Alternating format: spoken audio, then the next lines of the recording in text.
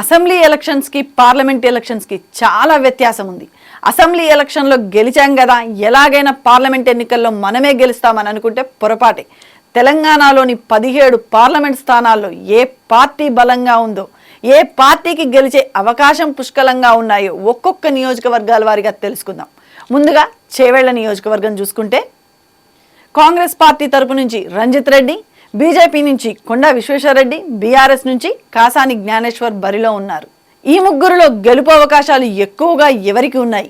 గతంలో వచ్చిన ఎన్నికల ఫలితాలు ప్రస్తుతం జరుగుతున్న ఎన్నికల మీద ఎటువంటి ప్రభావం చూపుతాయి? అభ్యర్థుల పార్టీ మార్పులు, ఆ నియోజకవర్గాల్లో వారిస్తున్నటువంటి హామీలు, అభ్యర్థుల మీద ఉన్నటువంటి ఆరోపణలు, వీటన్నిటి మీద ఒక లుక్ వేద్దాం. ముందుగా కాంగ్రెస్ పార్టీ అభ్యర్థి డాక్టర్ రంజిత్ రెడ్డి. ఇతను గత ఎన్నికల్లో బీఆర్ఎస్ పార్టీ నుంచి ఎంపీగా గెలుపొందారు. కానీ ప్రస్తుతం కాంగ్రెస్ పార్టీ నుంచి పోటీలో ఉన్నారు. ఇక్కడ రంజిత్ రెడ్డి గెలిచినప్పటికీ కేవలం 14,000 ఓట్ల తేడాతో గెలుపొందారు. Ranjith Reddy veterinary doctor. ఇతని మీద అనేక అవినీతి ఆరోపణలు ఉన్నాయి. అనేక స్కామ్ల ఆరోపణలు, మక్కలు, గుడ్ల స్కామ్ల ఆరోపణలు ఎదుర్కొంటున్నారు రంజిత్ రెడ్డి. ఫిలిం నగర్ టెంపుల్ వివాదంలో ఇరుక్కున్నారు రంజిత్ రెడ్డి.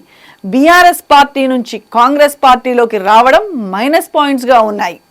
మొన్నటి వరకు కాంగ్రెస్ పార్టీని తీవ్ర స్థాయిలో విమర్శించిన రంజిత్ రెడ్డికి కాంగ్రెస్ పార్టీ ఏ విధంగా సపోర్ట్ ఇస్తున్నది అన్నది ఒక పెద్ద క్వశ్చన్గా ఉన్నది. ఇన్ని ఉన్న రాష్ట్రంలో కాంగ్రెస్ పార్టీ అధికారంలో ఉండడం వల్ల కొంతమంది ప్రజలైతే రంజిత్ రెడ్డి వైపు కూడా మొగ్గు చూపుతున్నారు. ఇక బీజేపీ పార్టీ నుంచి కొండా విశ్వేశ్వరరెడ్డి. ఈయన గురించి చూసుకుంటే ఈ ప్రాంతంలో అభ్యర్థి ఎంత బలంగా ఉన్నాడో బీజేపీ పార్టీ అంతకంటే ఎక్కువ బలంగా ఉంది. గతంలో పోల్చుకుంటే బీజేపీ పార్టీ పుంజుకుంది చేవెళ్లలోనే. చేవెళ్లలోని 7 సెగ్మెంట్లలో అత్యధికంగా ఎక్కువ ఓట్లు ఉన్న సెగ్మెంట్ షేర్లింగంపల్లి. ఇక్కడ ఎవరైతే ఓట్లను కొల్లగొడతారో వారికే గెలిచే అవకాశాలు ఎక్కువగా ఉంటాయి. దీన్ని టార్గెట్ చేసుకొని కొండా విశ్వేశ్వరరెడ్డి తన ప్రచార కార్యక్రమాలకు ఊపందించారు. ఇదే కాకుండా తాండూరు, పరిగి, వికారాబాద్, మహేశ్వరం ప్రాంతాలలో విజయ సంకల్ప యాత్ర ద్వారా ప్రతి ఒక్కరి ఓటర్కి చేరువవుతున్నారు కేవీఆర్. ఇదివరకు ఎంపీగా చేసినటువంటి అనుభవంతో ప్రజల్లో తనకున్న ఇమేజ్, సౌమ్యుడు, విద్యావంతుడు, ఆ ప్రాంతంలో ఉన్న సమస్యలపై అవగాహన కలిగి ఉండడం, స్థానిక వ్యక్తి అవ్వడం, ఎటువంటి ఆరోపణలు లేకపోవడం, ఎల్లప్పుడూ ప్రజలకు అందుబాటులో ఉండడం ఆయన కలిసి వచ్చే అంశం.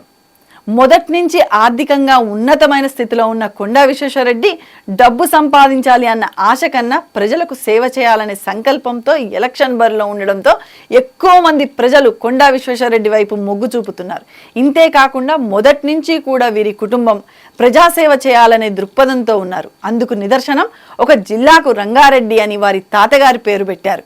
ఈ యొక్క అంశం చాలు వారు ప్రజల మనిషి అని చెప్పడానికి.